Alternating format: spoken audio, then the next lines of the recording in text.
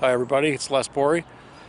A report came out today from our military that said our seniors' homes were in some pretty rough shape.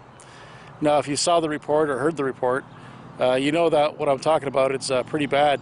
It's extremely bad. And the worst part is that, well, not the worst part. The worst part is the abuse of the seniors.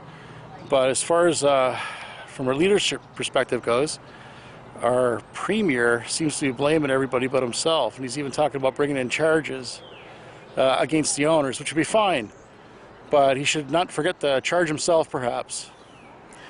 When this thing started and the seniors started to die, I don't know how the premier couldn't have sent inspectors in to find the same thing that the military just found. Why did it take the Canadian Armed Forces to do the job of provincial inspectors?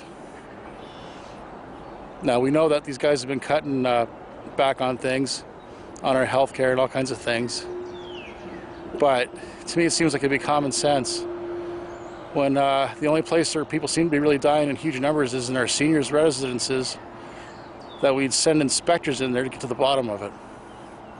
All right, now he's been lying about all sorts of things, including the state of our health system. Basically, he says that it's overworked and we have to get people out of retirement and things like this. But the actual truth is, from what I've seen, is that these places are pretty much empty. All right?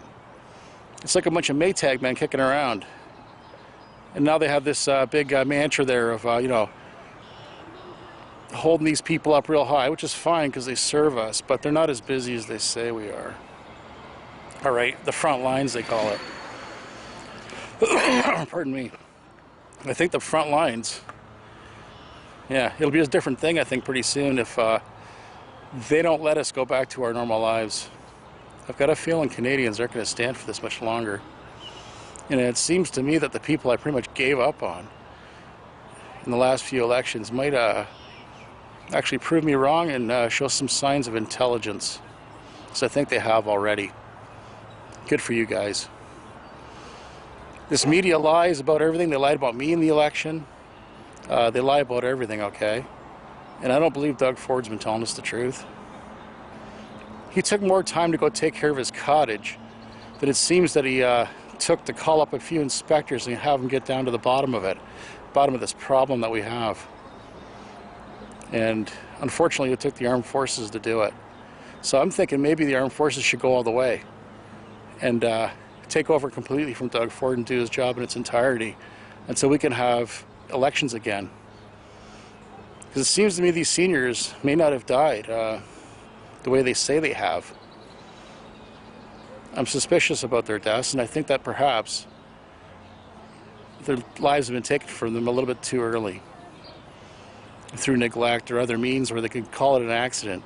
There have been reports coming in from New York about these kind of things going on, where people have been put on ventilators and had their lungs blown up, and where people have been given improper medical attention that led to their deaths. Obvious things to experienced nurses. All right, guys, so I'm sick and tired of Doug Ford's lies. He's taken the commie path, there's no doubt about that. Starting off by throwing James Sears and Leroy St. Germain in jail. The editor and owner of Canada's biggest anti-communist newspaper, and it might have been the largest one in the world. All right, because they made fun of the enemies of humanity. All right, and they also said that they purveyed hate against women. All right, these guys didn't sell hate against women. This is just a bunch of more bullshit coming from the government, and it's puppets in the court system. All right. Now, Will Bimbo wants to make it illegal to criticize Israel. Okay. That means you can't criticize that because of the definition of the International Holocaust Remembrance Association on anti-Semitism, if I'm not mistaken.